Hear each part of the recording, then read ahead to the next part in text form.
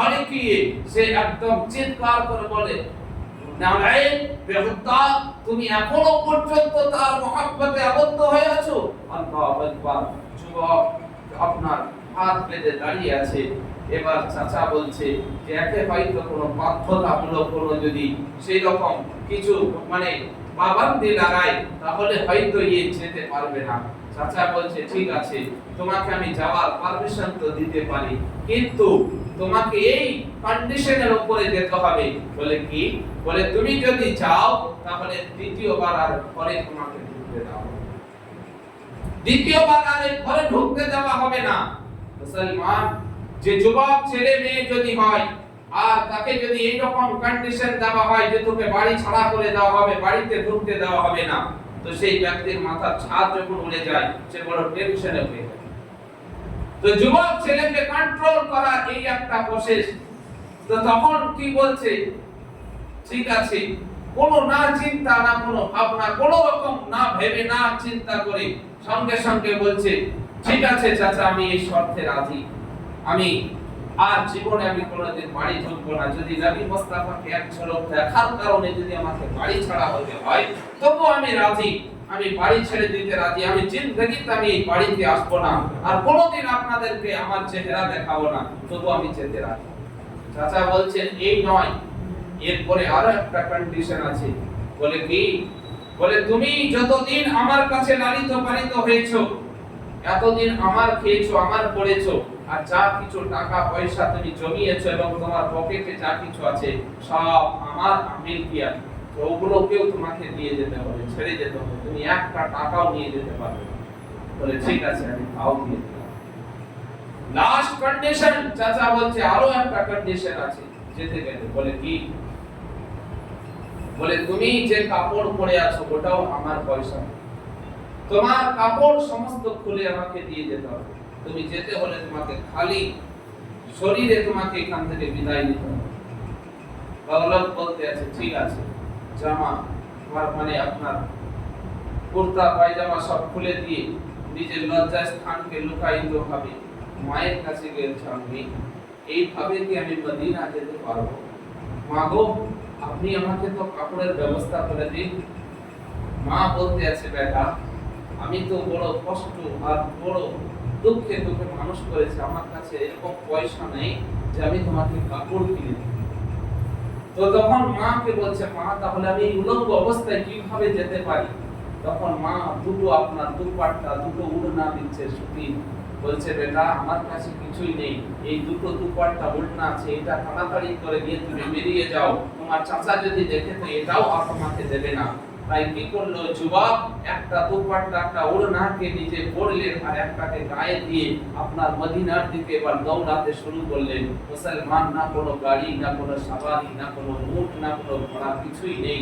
ওই খালি আপনার গায়ে একটা ওড়না, গায়ে আর একটা ওড়নাকে ঘনে আপনার কোমরে পরে নিয়ে আপনার হাঁটতে আছে।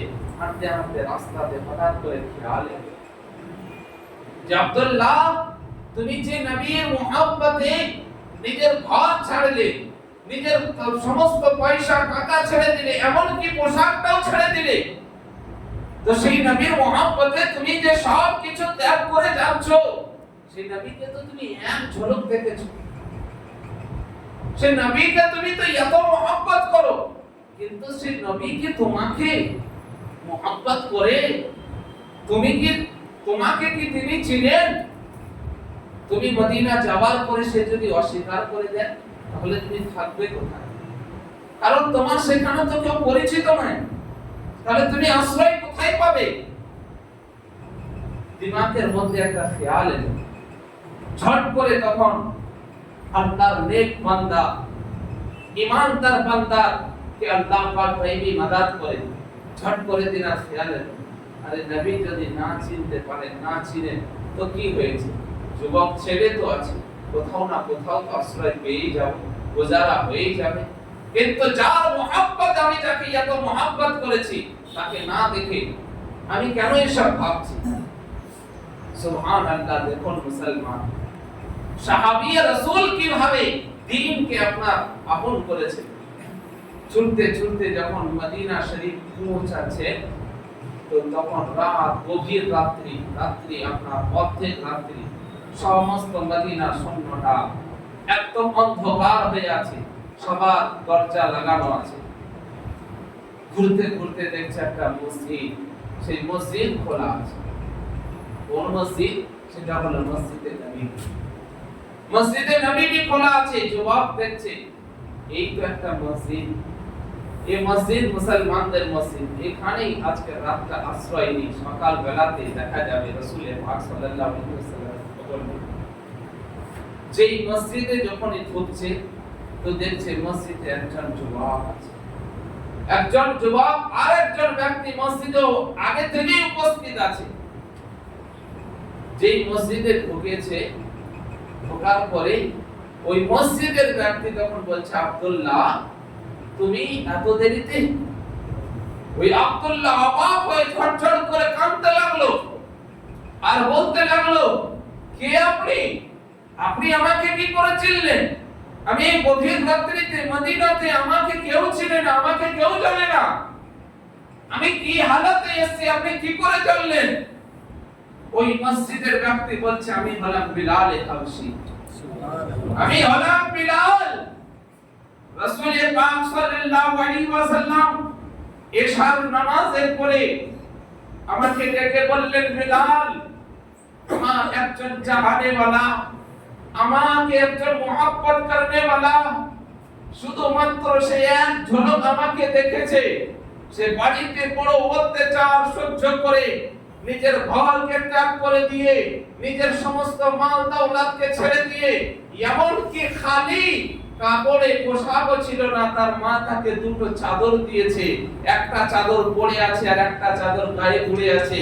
বিলাল ও এখন রাস্তায় আসছে, মদিনা যখন প্রবেশ করবে তো গভীর রাত হয়ে যাবে, আর ওই অন্ধকার রাত্রিতে মদিনার ঠান্ডা ওই যুবক সহ্য করতে পারবে না। তো বিলাল তুমি মসজিদে অপেক্ষা করো, আর আমার এই কালি কামলি গলা চাদর তাকে দিয়ে তাকে ঠান্ডা রাত্রিতে তাকে উড়িয়ে দিও।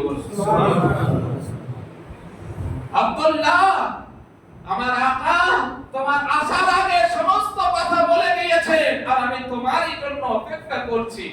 আল্লাহু আকবার। ভাবুন তো মুসলমান, আজ আমার নবী কত বড় মেহেরবান, কত বড় দয়াবান। আল্লাহু আকবার। আজ আপনি আমি এমন কারোর মহব্বতে আবদ্ধ হয়ে যাই, আপনি আমি এমন কারোর মহব্বতে পড়ে যাই যে কিনা মুসাফা করতে গেলেও নাক বেঁকাই, যে কিনা আপনাকে আমাকে কখনো চিনে কিনা জানি না, কিন্তু তার জন্য আমরা জান পর্যন্ত কুরবান করতে রাজি হয়ে যাই।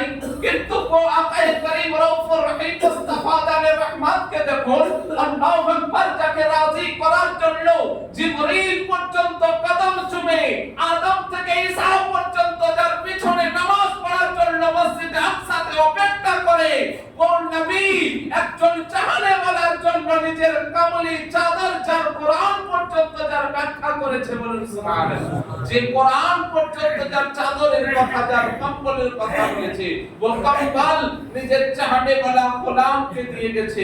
আল্লাহু আকবার। হযরতে আব্দুল্লাহ ঝরঝর করে কাঁদতে আছে, আল্লাহ আমাকে, আমি তো নবীকে এক ঝলক দেখেছি, আমার নবী তো আমাকে দেখেননি, আমার নবী তো আমাকে কখনোই আমাকে দেখেননি, আমি তো কত না খেয়াল আনছিলাম যে আমি, আমার নবী আমাকে ছিলেন কিনা, আমার নবী আমাকে জানেন কিনা, যার জন্য ঘর ছাড়ছি, যার জন্য পরিবার ছাড়ছি, সে আমাকে আশ্রয় দিবে কিনা। কিন্তু এ নবী এমন একজন দয়াবান যে তো আমার সমস্ত ঘটনা জানে, আমি কখন মদিনায় প্রবেশ করব সেটাও জানে। মুসলমান, মোহাব্বত কাকে বলে? মোহাব্বত ওকেই বলে, মোহাব্বতের কখনো বদলা হয় না, সিলা হয় না, মোহাব্বতের কখনো বিনিময় হয় না, আর যেটার বিনিময় হয় সেটা তো ব্যবসা তিজারত হয়ে যায়। মোহাব্বত যদি করতে হয় তো এটা দেখতে হবে না যে আমি তার বদলা কি পাবো, আমি তার বেনিফিট কি পাবো, আমি কি তার ফায়দা কি পাবো, এটাকে মোহাব্বত বলে না, এ তো বিজনেস বলে, এ তো সওদা বলে। মোহাব্বত ওকেই বলে যে কি পাবো না পাবো জানি না, যাকে ভালোবেসেছি, দিল দিয়েছি, তার জন্য আমি সর্বদাই আমি তাকে ছাড়া আর কাউকে দেখতে যাব না। বলুন সুবহানাল্লাহ। এই হলো মুহাব্বত। প্যারে মুসলমান, ও যুবক ঝরঝর করে কাঁদতে আছে। সকালবেলা হয়ে গেছে।